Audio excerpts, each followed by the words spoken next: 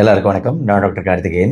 Enema அதாவது நம்ம குடலில் மலச்சிக்கல் இருக்கிறவங்களுக்கு சில சமயம் மோஷன் போக முடியலைன்னா கொடுக்கக்கூடிய எனிமா, அறுவை சிகிச்சைக்கு முன்னாடி குடல்கள் சுத்தமாக இருக்கணுங்கிறதுக்காக கொடுக்கக்கூடிய எனிமா, மருந்து வாய் வழியாக உட்கொள்ள முடியல அப்படிங்கும்போது சில சமயம் மருந்துகள் கூட இந்த எனிமா முறையில் கொடுக்கப்படலாம் கீழ்ப்பகுதி வழியாக.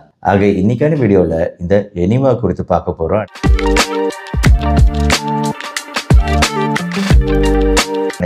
எனிமா குறித்து யாரும் பேசினதில்லை நினைக்கிறேன் இது வரைக்கும் தமிழ் சேனல்களில். நான் ஏன் இன்னைக்கு இந்த டாபிக் எடுத்து பேசுகிறேன்னா, ஒரு சப்ஸ்கிரைபர் கேட்ட டவுட் தான். அதாவது அவங்க ரிலேட்டிவோ அம்மாவோ படுத்த படுக்கையாக இருக்கிறாங்க, ஆக்சுவலாக பெட் ரிடனாக இருக்கிறாங்க. அவங்களுக்கு எத்தனை நாளைக்கு ஒரு தடவை எனிமா செய்யலாம் டாக்டர் அப்படின்னு சொல்லி, எனிமா கொடுக்கலாம் அப்படின்னு சொல்லி கேட்டிருந்தாங்க. ஏன்னா அவங்களால எந்திரிச்சு மோஷன் போக முடியாது இல்லையா, அதனால கேட்டிருந்தாங்க. அந்த பதிலை நான் சொல்கிறேன் இந்த வீடியோவில். இன்னைக்கு இந்த எனிமா கொடுக்குற முறை அப்படிங்கிறது ஒன்று டாக்டர்கள் நர்ஸு கொடுக்குற மாதிரி ஒரு விஷயம் இருக்கு, ஹாஸ்பிட்டலில் பயன்படுத்தப்படுது. வீட்லேயே சுயமாக செல்ஃபாக கொடுத்துக்கிற மாதிரி ஜஸ்ட் இதுக்குள்ளார அந்த மருந்து இருக்கும். மருந்து அப்படிங்கிறது பெரும்பாலும் அது உப்பு தண்ணீரோ சிம்பிளான அந்த மாதிரி நீராக தான் இருக்கும். மருத்துவத்தில் இப்போ பேரியம் எனிமா கொடுக்கப்படும். ஆக இரண்டு விதமான எனிமாக்கள் இருக்கு. கிட்டத்தட்ட 3500 வருடங்களுக்கு முன்னாடி இருந்து இந்த எகிப்தியர்களோட எபர்ஸ் பப்பேரஸ் அதில் கூட இந்த எனிமா கொடுத்ததன் சான்றுகள் இருக்கு. அதாவது அப்பெல்லாம் இப்போ நம்ம கொடுக்குற மாதிரி ஐவி ஃப்ளூயிட் தெரப்பியோ நல்ல டெவலப் ஆயிருக்கு. அதில் நம்ம வாய் வழியாக சாப்பிட முடியலன்னா வேற எந்த ரூட் வழியாக மருந்து கொடுக்க முடியும்? ஒரே அக்சசிபிள் ரூட், மேலே இல்லைன்னா கீழே தான். அந்த மாதிரி பயன்படுத்தப்பட்டிருக்கு. சில பாரம்பரிய பண்பாட்டு முறைகளில் இந்த எனிமா பயன்படுத்தப்பட்டிருக்கலாம், டார்ச்சர் பண்ணுறதுக்கு பயன்படுத்தப்பட்டிருக்கலாம், ஜீரண சம்பந்தமான கோளாறுகளுக்கு கூட பயன்படுத்தியிருக்காங்க. அப்போ அதோட யூஸ் வேறங்க. ஆனால் இப்போ இதோட யூஸு மெயினாக ஒரு 4 விஷயங்கள்ல அடைக்கிடலாம். ஃபர்ஸ்ட்டு மெடிக்கலாக இப்போ ப்ரெக்னென்சி, கர்ப்ப காலத்தில் டெலிவரி அப்போ, இல்லைன்னா இந்த மாதிரி சர்ஜரி அறுவை சிகிச்சைக்கு முன்னாடி இந்த குடல் பகுதி சுத்தமாக இருக்க வேண்டி கண்டிப்பாக எனிமா கொடுக்கப்படும். ரெண்டாவது, குடல் சம்பந்தமான குடல் வீக்க நோய்கள் இருக்குல்ல, அல்சரேட்டிவ் கொலைட்டிஸ் போன்ற நோய்களில் சில சமயம் குடலோட கீழ்ப்பகுதி ரெக்டம் இந்த மாதிரி கீழ்ப்பகுதியிலலாம் அந்த வீக்கமாக இருக்கும்போது கீழ்ப்பகுதி வழியாக நம்ம ஃபஸ்ட்டு க்ளீன் பண்ணிவிட்டு எனிமா கொடுத்துட்டு அதுக்கப்புறம் அந்த மெடிக்கேஷன் கீழ்ப்பகுதி வழியாக கொடுக்கும்போது அவங்களுக்கு அந்த மருந்து போய் அந்த இடத்துக்கு போய் ஈஸியாக ரீச் ஆகுது. இரவு நேரத்தில் இதை கொடுத்தாங்க அப்படின்னா அந்த இரவு நேரத்தில் அந்த மருந்து நல்லா வேலை செய்யுது, அந்த புண்கள் ஆறுது அப்படிங்கிறது மருந்துகள் கொடுக்கறதுக்கான பயன்பாடு ரெண்டாவது. மூணாவது, நான் சொன்னேன் இல்லைங்க பேரியம் எனிமா, அதாவது இந்த பேரியம் எனிமா எடுக்கிற எக்ஸ்ரே எடுக்கிறதுக்கு முன்னாடி கொடுத்து எக்ஸ்ரே எடுத்து பார்த்தோம்னா அதில் ஏதாவது ப்ராப்ளம் இருக்கான்னு கண்டுபிடிக்கிறதுக்காக. ஸோ அந்த வகையில் மூணாவது, நோய்களை கண்டுபிடிக்கிறதுக்கு டயக்னோஸ்டிக்காக பயன்படுத்தக்கூடிய எனிமா இருக்குது, டயக்னோஸ்டிக். நாலாவது தான் இப்போ மலச்சிக்கல் இருக்குது அப்படின்னா கான்ஸ்டிபேஷன் மலச்சிக்கலுக்கு எப்பயாவது யூஸ் பண்ணக்கூடிய ஒரு விஷயம் தான் எனிமா. உப்பு தண்ணீர் கலக்கப்பட்ட இந்த எனிமா சால்ட் சொல்யூஷன் வேற எந்த மருத்துவ முறைகளும் மலச்சிக்கல் பொறுத்த வரைக்கும் சாப்பாடு, நார்ச்சத்து மிக்க உணவுகள், உடற்பயிற்சிகள், பல விஷயங்கள் செஞ்சு எதுக்குமே கேட்கலன்னா கடைசி கட்டமாக கொடுக்க வேண்டியது தான் எனிமா. இப்போ இது சேஃபான விஷயமா அப்படின்னு கேட்டிங்கன்னா, அதாவது டாக்டர்ஸ்லாம் பண்ணும்போது ஒன்றும் பிரச்சனையே இல்லை, அது ரொம்ப சேஃபான விஷயம்தான். இன்ஃபேக்ட் நல்லா தெரிஞ்சவங்க நல்ல ட்ரைனிங் பயிற்சி எடுத்துக்கிட்டு வீட்டிலேயே பயன்படுத்துறதுக்கான தேவை இருக்கும்போது பயன்படுத்துறவங்களுக்கும் இது சேஃபான விஷயம் தான். ஆனால் அடிக்கடி பயன்படுத்தக்கூடிய விஷயம் கிடையாது. நீண்ட காலம் திருப்பி எனிமா செல்ஃபாக பயன்படுத்தும் போது மலச்சிக்கல் பிரச்சனைக்கு இது எலக்ட்ரோலைட் டிஸ்டர்பன்ஸ் உண்டாக்கலாம்.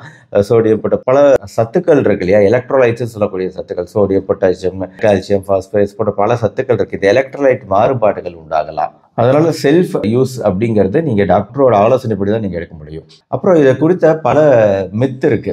அந்த காலத்தில் ரொம்ப டிஃப்ரெண்ட்டாலாம் ட்ரை பண்ணாங்க. இங்கிலாண்டில் ஒரு வினோதமான வழக்கம் இருந்துச்சு டாக்டர்கள் மத்தியில். அந்த காலத்தில் ஒரு 300 வருடங்களுக்கு முன்னாடி தேம்ஸ் நதியில் நிறைய பேர் விழுந்து அவங்கள ட்ரீட்மெண்ட் பண்ணும்போது அவங்களுக்கு இந்த எனிமா கொடுக்குற மாதிரி கீழ்ப்பகுதி வழியாக புகையை கொடுக்கறது. புகை, ஏர், என்ன புகைங்க? புகையிலை. நம்ம டொபாக்கோ சிகரெட்டில் யூஸ் பண்ணக்கூடிய இந்த புகையிலை, இந்த புகையிலையோட புகையை அந்த உள்ள செலுத்துறது, தண்ணியில் மூழ்கி அவங்கள காப்பாற்றணும். அவங்க மூழ்கிட்டாங்க, நுரையீரல் ஃபுல்லாக தண்ணீர் போய் கோத்துக்குச்சு, அவங்கள காப்பாற்றணுங்கிற போது இந்த டொபாக்கோ ஸ்மோக்கை கீழ்ப்பகுதி வழியாக கொடுக்கும்போது இதோட கான்செப்ட் அவங்க என்ன சொல்கிறாங்க அப்படின்னா, இப்படி கொடுக்கும்போது இது எந்த அளவுக்கு ஒரு இரிட்டேஷனை உண்டாக்குதுன்னா, நம்ம குடலை தாண்டி நம்ம நுரையீரல்ல இருந்து சிவியரா வந்து இருமல் மாதிரி கீழே இருந்து வர வச்சு அதை அப்படியே வந்து தண்ணீரை வெளியே தள்ளிடுது. அதனால பேஷண்ட் காப்பாற்றப்படுறாங்க அப்படிங்கிற மாதிரி ஒரு கான்செப்ட் சொன்னாங்க. இது மிகப்பெரிய தப்பு. சும்மா ஒரு சுவாரஸ்யத்துக்காக இந்த தகவலை கூடுதல் தகவலை சேர்த்திருக்கேனே தவிர இன்னைக்கு வந்து இது நிறைய தப்பான விஷயங்களுக்கு பயன்படுது. ஒன்று வந்து டீடாக்ஸுங்கிற முறையில் உடம்பை சுத்தப்படுத்துறதுக்கு குடலை நார்மலாக சுத்தப்படுத்துறதுக்கு யூஸ் பண்றது தப்பு. மெயினாக இதுக்கு இந்த டீடாக்ஸ் அப்படின்னு சொல்லக்கூடியவங்க என்ன சொல்றாங்கன்னா, எப்பவுமே நம்ம குடல் பகுதியில் வந்து நிறைய வேஸ்ட்டுகள் இருக்கும், அதுக்காக தான் வந்து நம்ம இந்த எனிமா கொடுத்து குடலை சுத்தப்படுத்துறோம்னு சொல்றாங்க. அது வந்து தப்பு. ஏன்னா என்னைக்குமே வந்து குடல்ல வந்து நம்ம எனிமா கொடுக்கும்போது யூஸ்வலா வெளியேற்றக்கூடிய விஷயம் அப்படிங்கிறது ரீசெண்ட் மீல், கடைசியா சாப்பிட்ட மீலாக தான் இருக்கும், சாப்பாடாக தான் இருக்கும். என்ன அர்த்தம்னா குடலோட அந்த மூவ்மெண்ட் அப்படிங்கிறது ரொம்ப ஸ்பீடா, அது எந்நேரமும் வந்து அங்கே வேஸ்ட் கழிவுகள் இருக்குங்கிறது தப்பு. அப்படி கிடையவே கிடையாது. அடுத்த ரெண்டாவது விஷயம், இந்த மாதிரி செல்ஃபாக சுயமாக பண்ணுறதே தப்பு. ஏன் அப்படின்னா சில சமயம் டெக்னிக் தெரியாதவங்க இதை உள்ளே நுழைக்கும் போது ஒருவேளை குடல் பகுதியோட சுவற்று பகுதியை கிழிச்சிட்டிங்க அப்படின்னா அதெல்லாம் ஒரு பெரிய டேஞ்சர். பர்ஃபரேஷன் சொல்லிட்டு ஒரு துணியில் கிழிகிற மாதிரி ஒரு கிழிஞ்சா கூட அப்டாமனுக்குள்ளார பல கழிவுகள் உள்ளே போய் ஷாக்குக்கு போயிடுவோம். நம்ம ஒரு உயிருக்கு ஆபத்தான நிலைமை ஆகும். அதனால் வந்து சுயமாக செய்கிறது அப்படிங்கிறது கொஞ்சம் பயிற்சி ப்ராப்பராக பெற்ற பின் தான். அதை சொல்லலாம் நினச்சேன், பட் அது இங்கே சொல்லி அதெல்லாம் யாரும் ஃபாலோ பண்ணுறதை விட அதை தேவை இருக்கிறவங்க அதை நேரடியாக கற்றுக்கிட்டு அதுக்கப்புறம் எப்படி உபயோகப்படுத்தலாம் அப்படின்னு தெரிஞ்சுக்கிட்டு பண்ணுறது பெஸ்ட்டு. வீடியோ மூலமாக அதை சொல்கிறது கரெக்டாக இருக்காதுன்னு நினைக்கிறேன். அதனால் அந்த பாயிண்ட் நான் ஸ்கிப் பண்ணிட்டேன். எப்படி உபயோகப்படுத்தலாம் வீட்டில் அப்படிங்கிறத. அதே மாதிரி வீட்டில் உபயோகப்படுத்தும் போது நீண்ட காலம் திருப்பி உபயோகப்படுத்துறதுனால இந்த எலக்ட்ரோலைட் பேலன்ஸ்லாம் மாறுதுன்னு சொன்னேன். இதனால் வயிறு கேஸ் ட்ரபிள் ப்ளோட்டிங்லாம் இன்னும் அதிகரிக்க செய்யும். இன்ஃபேக்ட் நம்ம குடல்ல நல்ல கிருமிகள், பல கிருமிகள் இருக்கு. அந்த கிருமிகளோட வளருகின்ற சூழ்நிலையை நம்ம சிதைச்சிடுறோம் இந்த மாதிரி எனிமா திருப்பி கொடுக்கறதுனால. அதனால அது பண்ணக்கூடாது. 1920 ஜெர்மன் சயின்டிஸ்ட் மேக்ஸ் கர்சன் வந்து பயன்படுத்திய ஒரு முறை கல்லீரலை சுத்தப்படுத்துறதுக்கு என்னன்னா காஃபி டீடாக்ஸ். அதாவது எனிமா வந்து காஃபியை வந்து கொடுக்கறது, எனிமாவா கொடுக்கறது அப்படிங்கிற ஒரு முறையை பின்பற்றினாரு. அதுக்கு எந்த விட ஆராய்ச்சியோ இல்லை, பயன்பாடே இல்லை, அதுவுமே தப்பு. ஆக மொத்தம் எனிமாவை பயன்படுத்துறது அப்படிங்கிறது எந்த ரீசனுக்காக அப்படிங்கிறத பொறுத்து டாக்டரோட ஆலோசனைப்படி பண்ணுமே தவிர சுயமாக இந்த மாதிரி விஷயங்கள் செய்கிறது தப்பு. இப்போது வீடியோவோட ஆரம்பத்தில் அவங்க கேட்டிருந்த டவுட் என்னென்னா, இது வந்து ஒரு மருத்துவ காரணங்களுக்காக கேட்குறாங்க.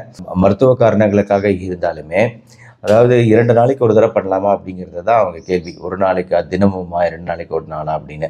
நான் இப்போ ஒரு விஷயத்தை இப்போ தானே சொன்னேன் உங்களுக்கு. அடிக்கடி நம்ம பயன்படுத்துறதுனால பல மாறுபாடுகளை நம்ம உண்டாக்குறோம்.